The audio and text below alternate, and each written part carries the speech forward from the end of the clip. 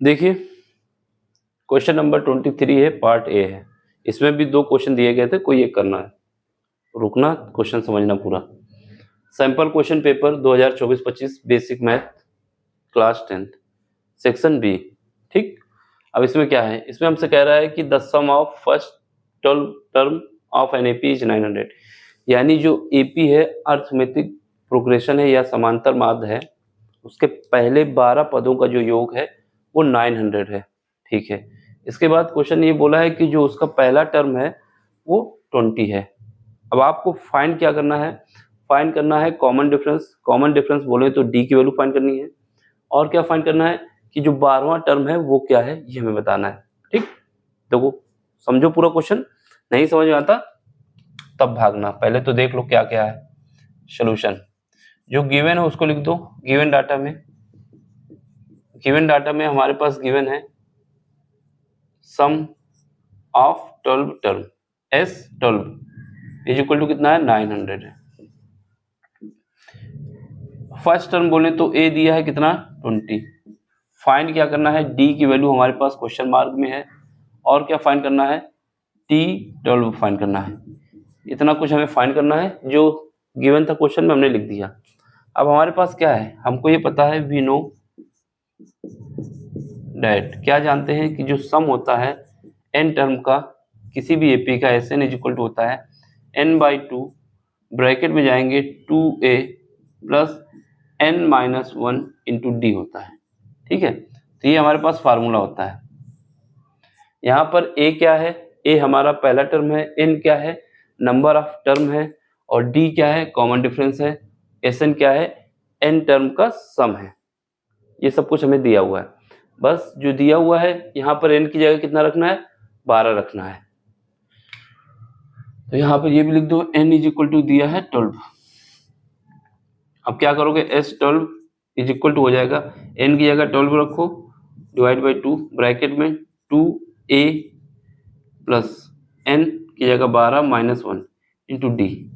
अब हमारे पास a की वैल्यू दिया है और n की वैल्यू, जो Sn की वैल्यू S12 की वैल्यू दी है कितना, 900।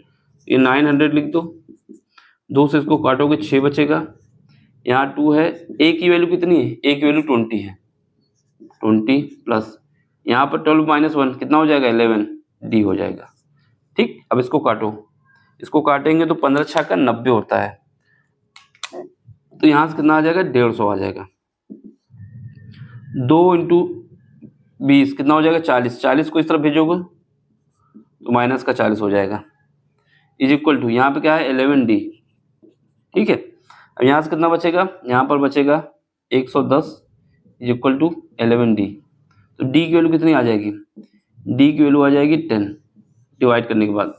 तो कॉमन डिफरेंस आ गया 10, एक आंसर मिल गया हमको, 1 मार्क्स मिल जाएगा। अब क्या है, T12 फाइंड करना है, T12 फाइंड करना है, कॉमन डिफरेंस यही वाला यूज करना है हमको। ठीक है, तो हमारे पास Tn का फार्मूला क्या होता है, यहाँ पर भी फिर लिखोगे वी नो डैट, क्या जानते हैं कि अगर हमारे पास n टर्म है, Tn इज इक्वल टू क्या होता है, Tn a plus n-1 into D, ये होता है हमारे पास फार्मूला, इसी का यूज करना है, और यहाँ से हमें पे हमको Tn निकालना है। ठीक है, Tn का मतलब है T12 फाइंड करना है, ये क्वेश्चन में बोला है। a की वैल्यू कितनी है, 20 है, प्लस n कितना है, 12 है, माइनस 1 है, d कितना है, d हमारे पास अभी हमने निकाला है, कितना निकाला है, d हमने निकाला है 10, तो यहाँ पे लिख देंगे 10। सॉल्व कर लो, T12 इज इक्वल टू 20, यहाँ पर कितना बचेगा, 11 से मल्टीप्लाई करोगे 110, तो ऐड करोगे तो T12 कितना आ जाएगा, हमारे पास आ जाएगा 130। तो ये हमारा आंसर रहा। देख लो, जहां ना समझ में आओ उसके लिए आप कमेंट्स कर सकते हैं। क्वेश्चन बहुत इजी है, बस समझने की बात है क्या क्या यूज होगा। समझ में आ जाता है तो एक बार में हो जाएगा, नहीं समझ में आता तो 10 बार में भी नहीं होगा।